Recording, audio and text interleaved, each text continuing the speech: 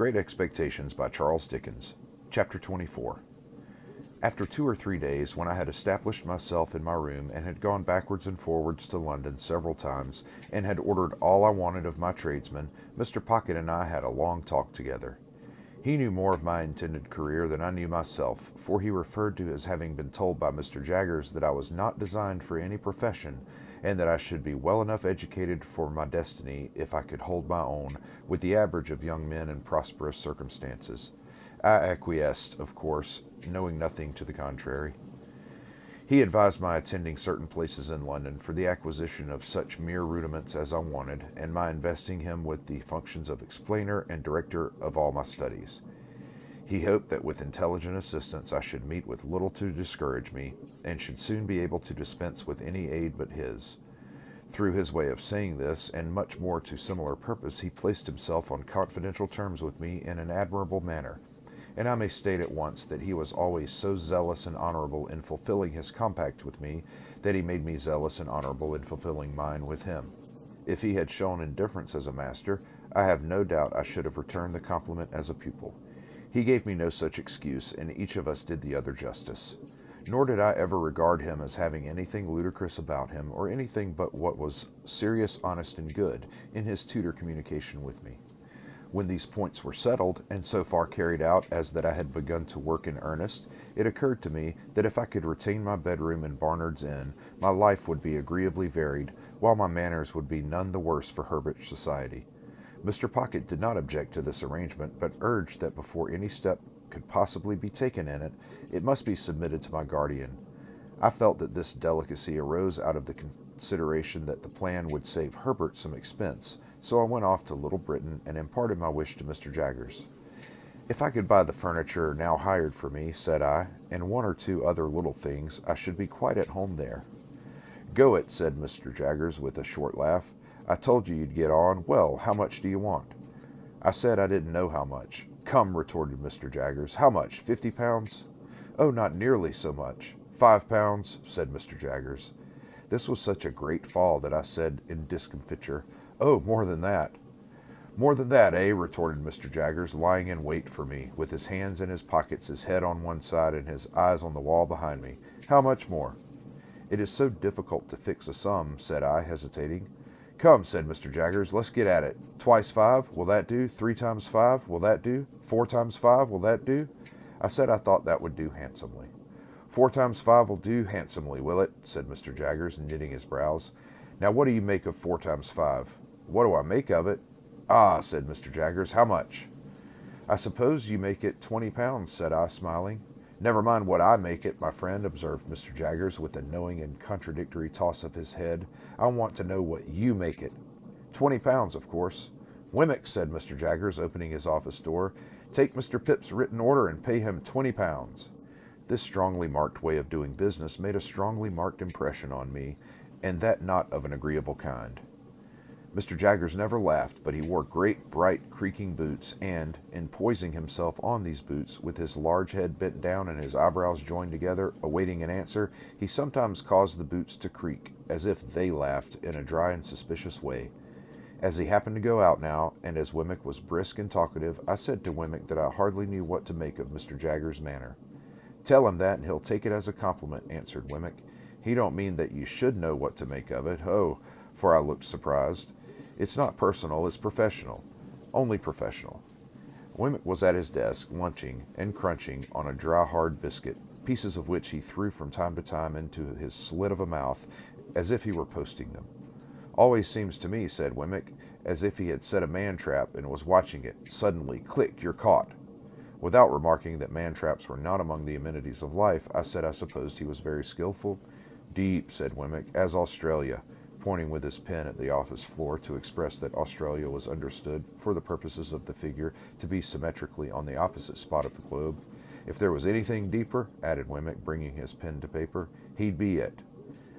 Then I said I supposed he had a fine business, and Wemmick said, Capital, when I asked if there were many clerks, to which he replied, We don't run much into clerks, because there's only one Jaggers, and people won't have him at second hand. There are only 4 of us. Would you like to see him? You are one of us, as I may say. I accepted the offer. When Mr. Wemmick had put all the biscuit into the post, and had paid me my money from a cash box in a safe, the key of which he kept somewhere down his back and produced from his white collar like an iron pigtail, we went upstairs. The house was dark and shabby, and the greasy shoulders that had left their mark in Mr. Jaggers's room seemed to have been shuffling up and down the staircase for years. In the front first floor, a clerk who looked something between a publican and a rat-catcher, a large, pale, puffed, swollen man, was attentively engaged with 3 or 4 people of shabby appearance, whom he treated as unceremoniously as everybody seemed to be treated who contributed to Mr. Jaggers's coffers. "Getting evidence together," said Mr. Wemmick as we came out, "for the Bailey." In the room over that, a little flabby terrier of a clerk with dangling hair, his cropping seemed to have been forgotten when he was a puppy, was similarly engaged with a man with weak eyes, whom Mr. Wemmick presented to me as a smelter who kept his pot always boiling, and who would melt me anything I pleased, and who was an excessive white perspiration, as if he had been trying his art on himself. In a back room, a high-shouldered man with a face-ache tied up in dirty flannel, who was dressed in old black clothes that bore the appearance of having been waxed, was stooping over his work of making fair copies of the notes on the other 2 gentlemen, for Mr. Jaggers's own use. This was all the establishment. When we went downstairs again, Wemmick led me into my guardian's room and said, "This you've seen already." "Pray," said I, as the odious casts with the twitchy leer upon them caught my sight again, "whose likenesses are those?" "These," said Wemmick, getting upon a chair and blowing the dust off the horrible heads before bringing them down, "these are 2 celebrated ones, famous clients of ours that got us a world of credit. This chap, why, you must have come down in the night and have been peeping into the inkstand to get this blot upon your eyebrows, you old rascal, murdered his master, and considering that he wasn't brought up to evidence, didn't plan it badly." "Is it like him?" I asked, recoiling from the brute, as Wemmick spat upon his eyebrow and gave it a rub with his sleeve. "Like him? It's himself, you know. The cast was made in Newgate, directly after he was taken down. You had a particular fancy for me, hadn't you, old artful?" said Wemmick. He then explained his affectionate apostrophe by touching his brooch, representing the lady and the weeping willow at the tomb with the urn upon it, and saying, "Had it made for me, express." "Is the lady anybody?" said I. "No," returned Wemmick, "only his game. You liked your bit of game, didn't you?"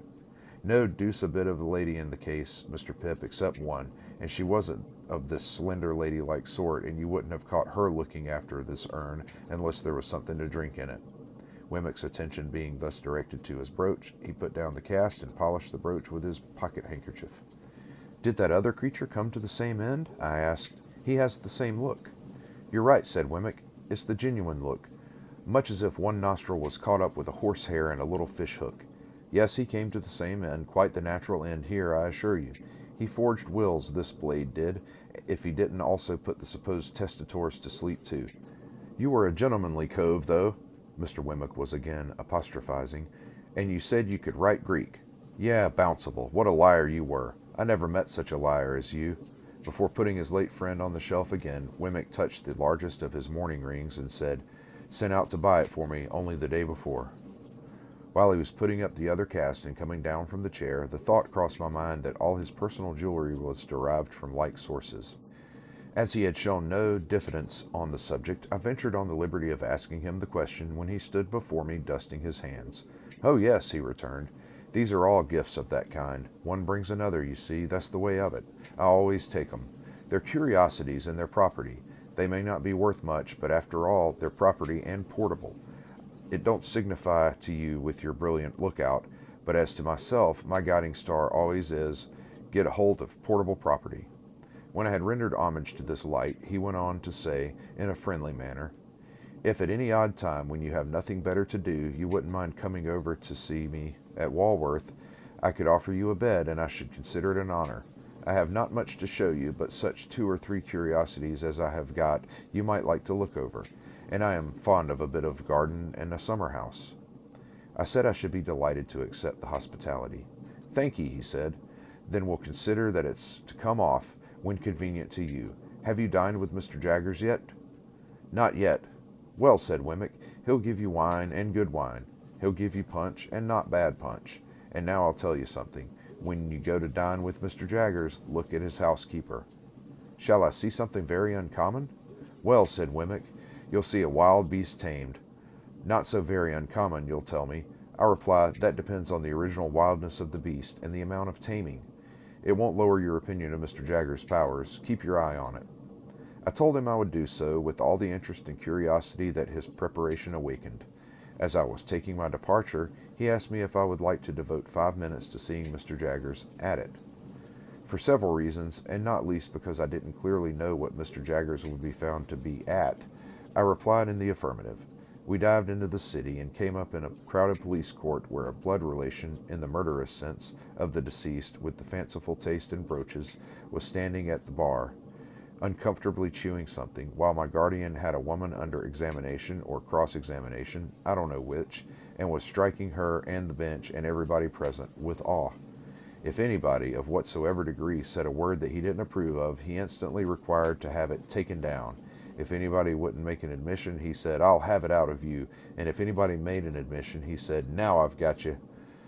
The magistrate shivered under a single bite of his finger. Thieves and thief-takers hung in dread rapture on his words, and shrank when a hair of his eyebrows turned in their direction.